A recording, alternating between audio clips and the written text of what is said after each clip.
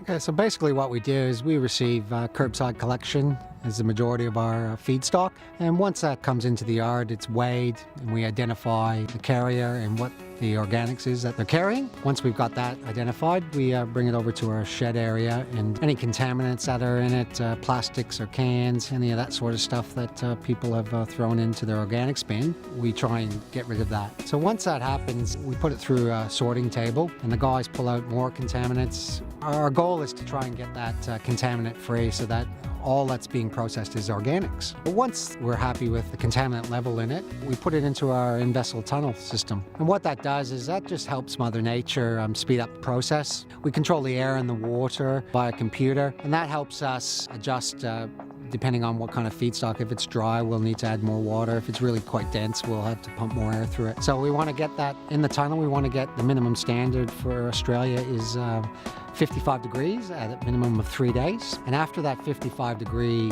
temperature is reached, you can literally pull the product, the organics, out of the tunnel. We like to bring that up to about 80 degrees. It's not the most efficient way to compost, but because of where our product's coming from, we want to make sure that all weed seeds and any nasty pathogens or any of that sort of stuff is killed by the heat. So what happens with that is once we are happy that the product is basically cleaned and sterile, we pull it out and we put them into maturation rows from anywhere from 4 to 6 weeks. And those are constantly aerated, and we add water, just depending on what type of mixture of organics we have. So after that period, we basically pull that out and we grind them to about a 4-inch or a 6-inch piece. After that's grinded, it's put into maturation rows for another 3 or 4 weeks. That's to make sure that any of the composting process is finishing up. Once we're happy with that product quality there, we'll put it through our screen.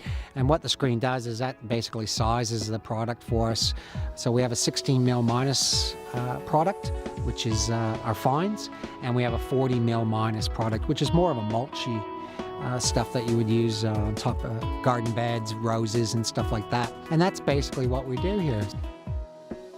The biggest part of our job is to remove contaminants. That takes up the most amount of time and energy that we do. And contaminants are anything that isn't organic that people place in their organic bins. So what we're asking people to do is really be sure what they put in their organics bin. Plastics and cans, glass, any building products, that sort of stuff is just not acceptable. What that does is that just, in the end, goes straight to landfill anyway, so there's no purpose in putting it into an organics bin. We really want to make sure that people understand the value of this facility, and the facility that stops product from just being buried in the ground anymore. We've got to stop digging holes. We've got to start reusing product that's considered waste, and that's what we do at this facility.